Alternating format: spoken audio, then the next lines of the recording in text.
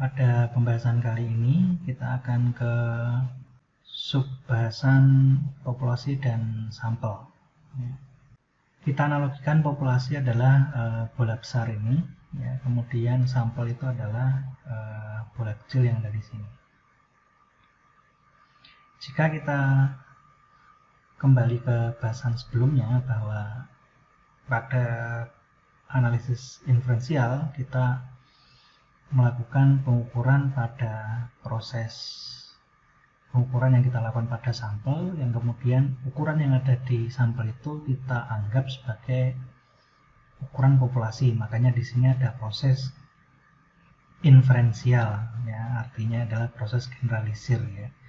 Jadi pengukuran dari objek yang kecil, ya, kemudian itu kita anggap mewakili ukuran dari objek yang lebih besar yang kemudian disebut sebagai populasi. Nah, sebelum kita masuk ke pengukuran atau penjelasan populasi dan sampel, ya, kita ke prinsip utama kenapa kita harus menggunakan sampel, ya. Kita menggunakan sampel itu jika kemudian objek yang kita ukur itu kemudian tidak terbatas, ya, besar misalnya. Itu salah satu alasannya, ya. Jadi objek yang kita ukur itu jumlahnya banyak, ya. Nah, maka karena kita tidak sanggup mengukur objek yang banyak itu, maka kita kemudian mengambil sebagian untuk kita ukur. Nah, itu, ya. Itu salah satu alasan. Alasan lain misalnya seperti kita dihadapkan pada waktu pengukuran yang terbatas.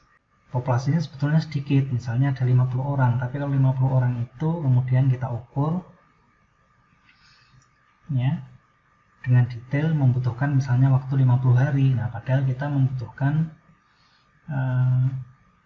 kita ingin mendapatkan hasilnya lebih cepat, misalnya 10 hari. Nah, maka kemudian kita tidak mungkin mengukur 50 itu, maka kita ambil sebagian, ya, yang kemudian kita gunakan sebagai sampel.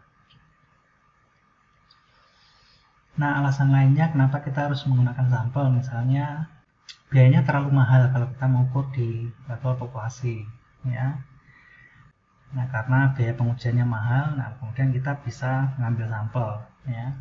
Agar apa? Agar biaya yang kemudian dikeluarkan oleh peneliti itu menjadi lebih terjangkau, ya. Alasan lainnya misalnya wilayah sulit, ya. Jadi kalau di Indonesia itu, ya, jadi karena keterbatasan geografis, ya. Nah, kalau kita yang ada di Jawa mungkin kita lebih mudah, ya, untuk menjangkau satu daerah ke daerah lain, ya, karena pilihan transportasinya banyak, ya.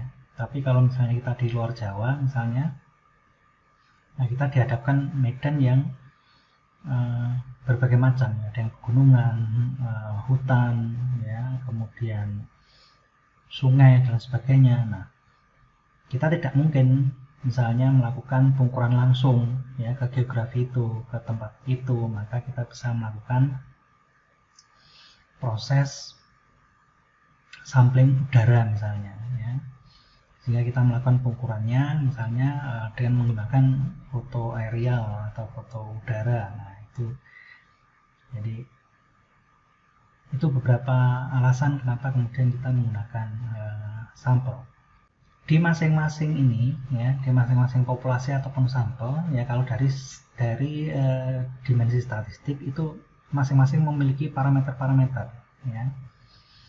Jadi kalau di statistik simbol yang digunakan itu adalah huruf Latin seperti ini, ya, ada X bar, S kuadrat, ya, R dan seterusnya. Nah, kalau di parameter populasi itu cirinya adalah parameter yang digunakan itu adalah menggunakan huruf Yunani, ya, seperti mu, ya, rho, ya, dan seterusnya. Nah, parameter-parameter ini kalau di statistik ini menyimpulkan, ya, parameter statistik seperti misalnya kalau ini X bar ini adalah min atau rata-rata, maka parameter populasinya menggunakan simbol mu, ya. Kemudian kalau di sampel itu S, ya ini kalau kita menggunakan S itu berarti standar deviasi. Nah kalau di populasi ya menggunakan simbol seperti ini ya. S kuadrat itu adalah untuk atau standar deviasi yang dikuadratkan itu adalah varian ya, maka parameter di populasi juga simbolnya seperti ini ya. R ini misalnya kalau di populasi di sampel ini menggambarkan R itu koefisien korelasi ya. Nah kalau di populasi dia menggunakan rho seperti ini. Nah, ini sebetulnya sama saja ya. Hanya yang mesti diingat adalah kalau kemudian parameter statistiknya itu menggunakan huruf Latin, itu berarti pengukuran dilakukan di sampel. Tapi sebaliknya kalau parameter itu ditulis dalam huruf Yunani, berarti proses pengukurannya itu dilakukan di populasi. Di pembahasan sebelumnya kita sudah membahas mengenai analisis deskriptif ya. Nah, baik di populasi ataupun di sampel ini bisa kita lakukan pengukuran secara deskriptif ya. Karena apa? Karena sebagaimana tadi yang kita sampaikan bahwa di masing-masing populasi dan sampel ini punya parameter sendiri-sendiri ya, yang ini kemudian bisa disajikan atau bisa dilaporkan. Nah, sebaliknya proses generalisasi atau inferensial itu menunjukkan ya, atau hanya bisa dilakukan dari sampel ke populasi. Ya. Di pembahasan sebelumnya kita sudah bahas ya, jadi proses analisis inferensial ya. Jadi saya juga sudah sampaikan bahwa disebut dengan analisis inferensial itu karena kita melakukan analisis ya pada sampel yang mana sampel itu kemudian cuplikan dari populasi ya. Dan hasil dari pengukuran di sampel tadi kemudian digeneralisir ya, atau dianggap mewakili hasil yang ada di populasi.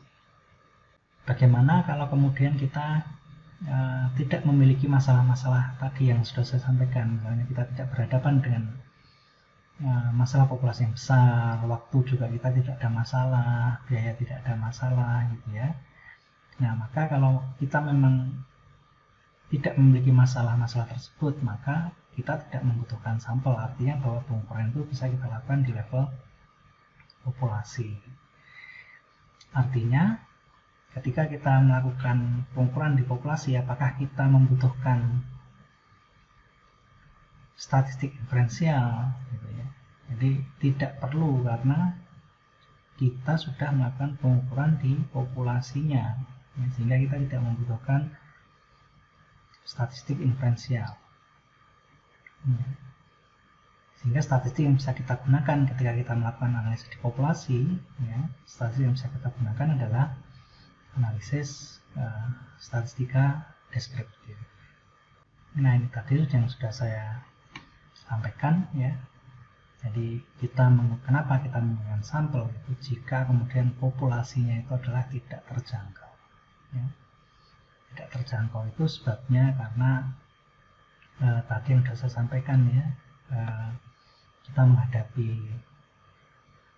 jumlah populasi yang besar, kemudian kita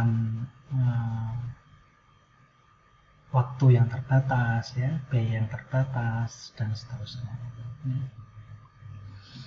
Nah ini beberapa keuntungan kita menggunakan sampel ya. Di beberapa keuntungan ketika kita melakukan pengukuran dengan menggunakan sampel adalah yang pertama jelas adalah dia lebih murah ya, karena yang diukur lebih sedikit gitu ya. Kemudian yang kedua lebih mudah ya, bandingkan kalau kita misalnya harus mengukur 100 misalnya ya, objek ukur dibandingkan kalau kita misalnya hanya mengukur 10 misalnya, itu yang bisa lebih mudah ya. Dan karena kita mengukur yang lebih sedikit, maka pasti dampaknya adalah kita bisa mengukur lebih cepat.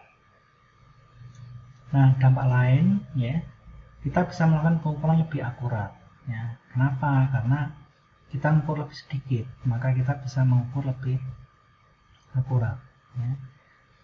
Sebagai contoh, kalau misalnya kita mengukur tinggi badan, misalnya anak usia sekolah, ya kita ambil sampel misalnya kelas 5 SD, misalnya kita harus mengukur 200 anak SD kelas 5 misalnya. Nah tentu error pengukurannya akan menjadi lebih besar ya dibanding kalau kita mengukur anak SD kelas 5 tapi kita hanya mengukur 15 anak ya. Nah kenapa ketika kita mengukur lebih banyak itu menjadi lebih error, menjadi memiliki error, karena kalau misalnya tadi sudah saya sampaikan contohnya kita mengukur 200 anak ya, tinggi badan gitu ya, yang kita ukur adalah tinggi badan 200 anak, maka ada aspek human error ya, error pada sisi si pengukur ya, misalnya apa, terlalu lelah ya, menjadi tidak presisi misalnya ya, kesalahan membaca dan sebagainya. Nah itu yang terjadi ketika kita melakukan pengukuran pada objek yang lebih banyak, risikonya seperti itu ya. Jadi nanti di mata kuliah metodologi penelitian nanti kita akan ketemu ya istilah tadi yang saya sampaikan. Jadi error itu ada error bias ukur itu bisa disebabkan karena prosesnya yang salah, karena pengukurnya yang salah ya, dalam hal ini adalah manusianya ya. Bisa juga karena proses pembacaan dan seterusnya. Nah itu tadi itu nanti kita bahas di mata kuliah metodologi penelitian ya. Kemudian keuntungan lain ketika kita menggunakan sampel adalah kita bisa melakukan pengukuran yang sifatnya representatif atau mewakili populasi ya. Kemudian yang terakhir adalah kita bisa menggunakan sampel. Kenapa? Karena kita bisa lebih spesifik ya.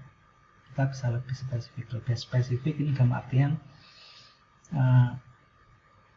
dalam proses pemilihan sampel nanti ya itu ada kriteria kemudian yang harus dipenuhi untuk menjadi eligible subject sebelum dia masuk ke sampel ya.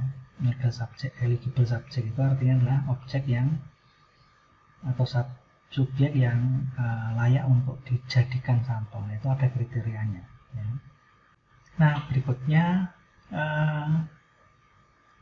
bagaimana dalam statistik ya kelayakan ya sampel itu kemudian layak untuk dilakukan proses generalisir ya. Salah satu syaratnya adalah yang pertama adalah bahwa penentuan sampel itu dilakukan dengan proses randomisasi ya, atau proses acak ya.